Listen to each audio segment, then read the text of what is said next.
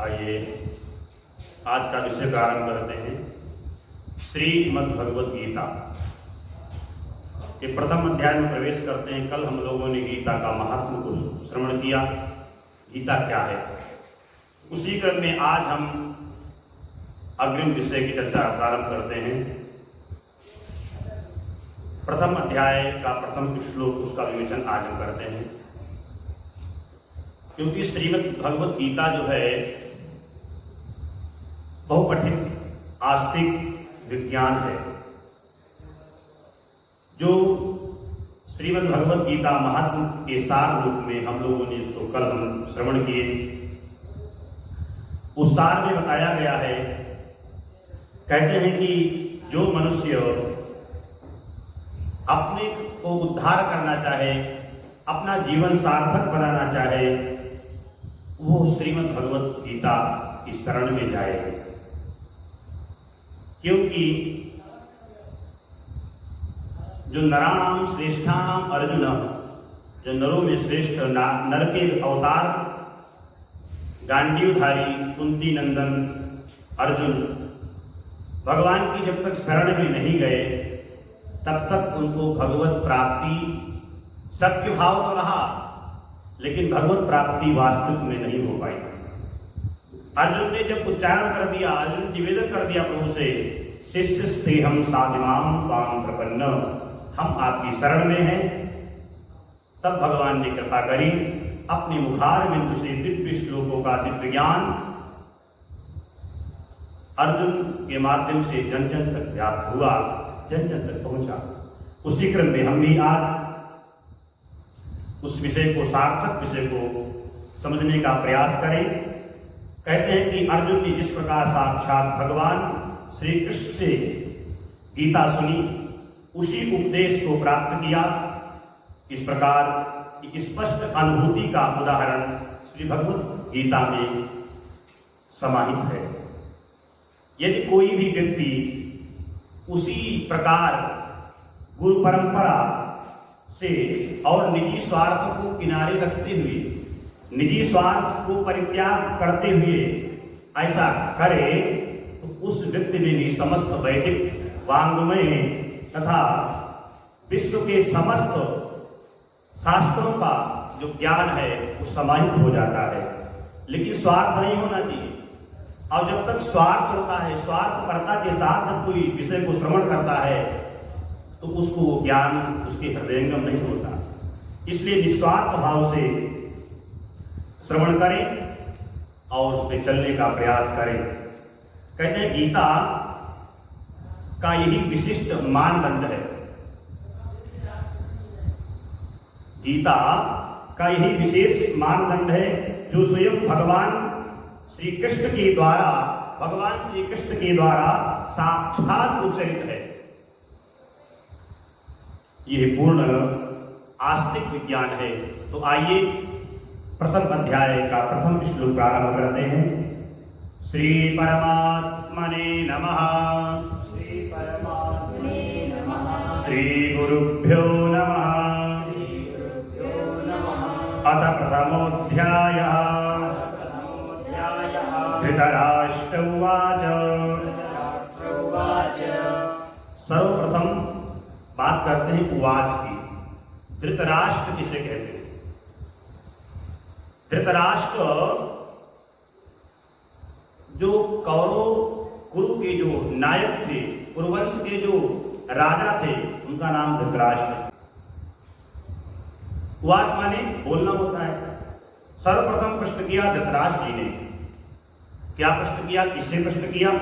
तो आइए प्रारंभ करते हैं कि धर्मक्षेत्रे कुरुक्षेत्रे समवेतायुयुत्सवः मामकाः पांडवाश्चैव किं कुर्वत् संजय। तो पहला शब्द आता है धर्मक्षेत्रे। कुरुक्षेत्र को धर्मक्षेत्र क्यों कहा गया? अरे युद्ध भूमि को कोई धर्मक्षेत्र कहता है क्या? शमशान को कोई शिवालय कहता है क्या? तो युद्ध भूमि थी, वो कुरुक्षेत्र था, तो उसको धर्म क्षेत्र की उपाधि क्यों दी गई? तो आइए कहते हैं कि धर्म क्षेत्र जो उसका शाब्दिक जो अर्थ है, जहां भगवान वास करते हो, जहां धर्म वास करता है वही धर्म क्षेत्र है, जिसमें धर्म निवास करता है। धर्म कैसे निवास करता है? कहते हैं कि कुरुक्षेत्र में माने युद्ध स्थल में अर्जुन के पक्ष में भगवान स्वयं उपस्थित है, और जहां भगवान है तो वहां तो मंदिर ही कहा जाएगा, वहां धर्म क्षेत्र ही कहा जाएगा पहला। इसीलिए वो कुरुक्षेत्र जो है वो धर्म क्षेत्र कहा जाता है। और साथ में ये भी माना जाता है कि संजय और धृतराष्ट्र की प्रासंगिक जो वार्तालाप है, संजय और जो धृतराष्ट्र का जो प्रासंगिक जो वार्तालाप है, ये दर्शन का मूल है। हमको ये ज्ञान सिखाता है कि धर्म के मार्ग पे चलोगे आपकी विजय होगी, अधर्म के मार्ग पे चलोगे तो आपकी पराजय होगी, आप नष्ट हो जाएंगे, समूल नष्ट हो जाएंगे। तो ये धृतराष्ट्र और संजय का जो वार्तालाप, प्रासंगिक वार्तालाप है, ये हमको ज्ञान दे रहा है कि दर्शन का मूल सिद्धांत का कार्य करता है, और जहां दर्शन की प्रस्तुति हो जाती है तो वही धर्म क्षेत्र है।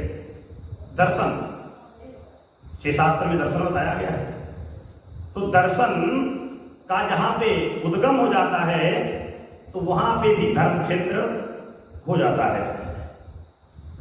कहते हैं कि और तीसरा बोले जो कुरुक्षेत्र है, युद्ध स्थल को कुरुक्षेत्र बोलते हैं, लेकिन जो वैदिक युग से, आज से नहीं, प्राचीन काल से, वैदिक युग से वो देवताओं का पवित्र स्थल है।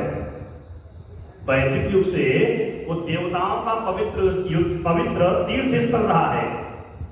इसका प्रवचन मानव जाति के उस तीर्थ स्थल का जो विवेचन, उस तीर्थ स्थल का विवेचन संजय के द्वारा हो रहा है। तो मानव जाति के लिए पथ प्रदर्शन हेतु तब किया गया जब धर्म की हानि हो चुकी थी, धर्म की स्थापना के लिए। इसलिए वहां प्रभु भी विद्यमान है, और जहां भगवान रहते वही तीर्थ स्थल है, और देवताओं का वो तीर्थ स्थल हुआ करता था किसी समय में। अब एक विशेष बात और भी है, कहते हैं धृतराज जी अपने पुत्रों के लिए, देखिए विनाश काले विपरीत बुद्धि, वैसे तो वंश एक ही है, कुरु पांडव अलग वंश नहीं है, पांडव भी कुरुवंश में आते हैं, लेकिन हुआ क्या? श्लोक क्या कहता है? बोले मामकाः पांडवाश्चैव, मेरे और पांडव के पुत्र, यहां पे अलग अलगाव कर दिया। कहते हैं अपने पुत्र की विजय की संभावना के विषय में अत्यधिक संदिग्ध हैं। धृतराष्ट्र जो है अपने पुत्रों की विजय में संदिग्ध हैं। उनको ये पता है जहां भगवान है, यत्र योगेश्वरः कृष्णो यत्र पार्थो धनुर्धरा तत्र श्री विजयोर्भूत्। श्लोक कहता है जहां पार्थ है, जहां भगवान नारायण है, विजय उन्हीं की है, और धर्म क्षेत्र है ये, इसलिए अधर्म का वहां पे बोलबाला नहीं हो पाएगा, और वहां धर्म की ही विजय होगी, इसलिए वो धर्म क्षेत्र है। तो कहते इसी संदेह में राजा धृतराष्ट्र ने इस संदेह को मिटाने के लिए अपने सचिव संजय जी से, धृतराष्ट्र ने इस संदेह को मिटाने के लिए अपने सचिव संजय जी से प्रश्न किया। कौन सा प्रश्न किया? बोले धर्म क्षेत्रे कुरुक्षेत्रे समवेता युत्सवः मामकाः पांडवाश्चैव किम कुर्वत् संजय। ये संजय कुरुक्षेत्र धर्म क्षेत्र में मेरे और पांडवों के पुत्र निर्णायक युद्ध के लिए जो एकत्रित हुए हैं दोनों, वो क्या कर रहे हैं? किम कुर्वत्, ये संजय बताइए इसमें क्या हो रहा है, इसका विवेचन करें। और जो धृतराष्ट्र चाहते तो समझौता हो जाता, लेकिन इनके द्वारा ही समझौता नहीं हुआ। ये नहीं चाहते थे कि समझौता आपस में हो जाए, अतः अपने पुत्रों की नियति माने भाग्य, भविष्य, भावी के विषय पर अब अस्वस्थ, अपने पुत्रों की नियति पे अस्वस्थ होकर के, माने भाग्य पर, भावी पर के विषय पर अस्वस्थ होने पर प्रश्न कर रहे हैं, चिंतित हैं। क्योंकि चिंतित क्यों है? कि वो जानते हैं इस युद्ध को कुरुक्षेत्र में लड़ा जाना, ये युद्ध हो रहा है जो ये कुरुक्षेत्र में हो रहा है, और इसका उल्लेख वेदों में आता है, शास्त्रों में आता है, पुराणों में आता है कि कुरुक्षेत्र देवताओं की कर्म भूमि रही है, देवताओं की तपस्थली रही है। और किसी समय में, प्राचीन काल में, वैदिक काल में ये तीर्थ स्थल हुआ करता था। तो तीर्थ में कभी पाप नहीं बढ़ता, पुण्य ही बढ़ता है। तो पापी कौन है? वो जानते हैं मेरे पुत्र अधर्मिक हैं और पांडव धार्मिक हैं, स्वयं धर्मराज के अवतार हैं युधिष्ठिर, लेकिन अब पुत्र है, पुत्र मोह में फंसे हुए हैं, ये सब जानते हैं, तब भी वो प्रश्न कर रहे हैं मेरे पुत्र क्या कर रहे हैं। अच्छा, पांडव के पुत्र क्या कर रहे हैं? उनको ये भी पता है कि वो पुण्यात्मा हैं, भगवान उनके साथ में हैं, इसीलिए विजय उन्हीं की होगी, विजय हमारी नहीं होगी। कैसे विजय हमारी नहीं होगी? एक छोटा सा उदाहरण कहते हैं कि जिस प्रकार धान के खेत से अवांछित, धान के खेत में या गेहूं के खेत में अवांछित माने कूड़ा करकट, जो अनाधिकार अपने आप स्वतः जम जाते हैं और कब्जा करने लगते हैं, और जो रियलिटी है, जो धान लगाया गया है उसको दबाना प्रारंभ कर देते हैं, तो फिर क्या होता है? बोले खेत का मालिक आता है, उसमें खाद डालता है, नाना प्रकार की दवाइयां का छिड़काव करता है, तो वो जो घास है ना वो नष्ट हो जाती है, लेकिन पेड़ का बांधा नहीं होता है। क्यों? उसका रक्षक है, वो खेत का मालिक को जानता है, क्योंकि इस घास के द्वारा हमारा वृक्ष, हमारी जो संतति है, हमारे जीवन दाता जो अन्न का पेड़ है या धान का पेड़ है, वो नष्ट हो सकता है। उसकी रक्षा करने के लिए वो दवाइयां डालता है या उसको उखाड़ के फेंक देता है। उसी प्रकार इस कथानक में, इस कुरुक्षेत्र रूपी खेत में, ये जो अनाधिकार रूपी, अनवांछित रूपी कूड़ा करकट कौन है? बोले कौरव, सौभाई, दुर्योधन इत्यादि, और उसमें जो धान का वृक्ष कौन है? बोले युधिष्ठिर। तो धान के वृक्ष की रक्षा करने के लिए खेत का मालिक कौन है? बोले भगवान। तो खेत का मालिक स्वयं आ जाता है इस मध्य में अपनी फसल की रक्षा करने के लिए, और ऐसी दवा डालता है जो कूड़ा करकट है ना, जो घास है ना, वो स्वयं नष्ट हो जाती है, अपने पाप से ही वो पराजित हो जाती है, और एक एक करके समूल नष्ट होकर के बिल्कुल खत्म हो जाती है। इस प्रकार ये जो धर्म क्षेत्र है, आज हम लोगों ने धर्म क्षेत्र की विशेषता का वर्णन किया।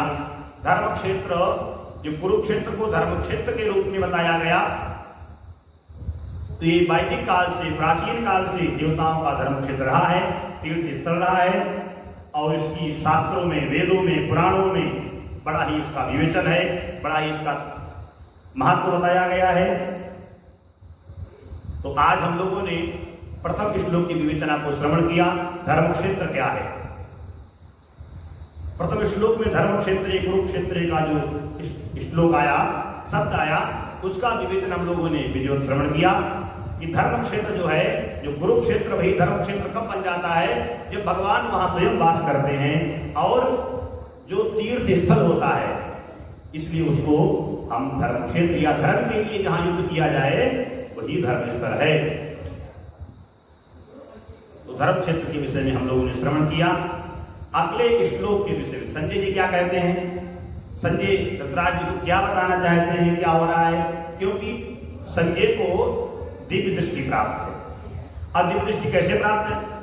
एक बार की बात है, जब कुरुवंश में संतान कोई नहीं हो रही थी, वंश धीरे धीरे, पितामह ने कहा मैं शादी नहीं करूंगा, नैष्ठिक ब्रह्मचारी रहूंगा। उन्होंने शपथ ले ली, प्रण कर लिया, वचन ले लिया। अब क्या हो? माता सत्यवती ने विचार किया आगे तो वंश खत्म हो जाएगा। तो व्यास जी की कृपा से पांडव और विदुर जी का और धृतराष्ट्र जी का प्रादुर्भाव हुआ उनकी दिव्य दृष्टि से। हुआ क्या, पांडव युवापन में समाप्त हो गए रोग के कारण। धृतराष्ट्र अंधे थे, विदुर दासी पुत्र थे, इसीलिए उनको मंत्री पद दिया गया, राजा नहीं बन सकता। अब राजा अंधा, अंधा राजा कोई काम कर सकता है क्या? तो श्री वेद व्यास जी पधारे, उन्होंने कहा अरे पौत्र, हे पुत्र, आप कुछ चाहें तो मुझसे प्राप्त कर सकते हैं। मेरा मन है आज मैं आपको दिव्य दृष्टि प्रदान करूं। नेत्र नहीं तो मतलब नहीं, आप देख सकते हैं। लेकिन धृतराष्ट्र ने कहा अरे व्यास जी, भगवान ने मुझे आंख नहीं दी तो मैं आप दिव्य दृष्टि का अधिकारी नहीं हूं, मुझे ऐसे ही ठीक है। आप देना चाहते हो तो मेरे जो सचिव है संजय, उसको दिव्य दृष्टि प्रदान कर दीजिए। तो वेद व्यास जी के द्वारा संजय को दिव्य दृष्टि प्राप्त हुई थी। उस दिव्य दृष्टि के माध्यम से संजय जी ने पूरा कुरुक्षेत्र का युद्ध का विवेचन अपने राजन को सुनाया, धृतराष्ट्र को सुनाया। तो कल क्या बोलते हैं संजय जी, क्या देख के इनको बताते हैं, तो उस विषय को, संजय के उत्तर को हम कल श्रवण करेंगे। इसी शब्दों के साथ आइए दोबारा नाम संकीर्तन करें, तत्परांत अग्नि को चर्चा।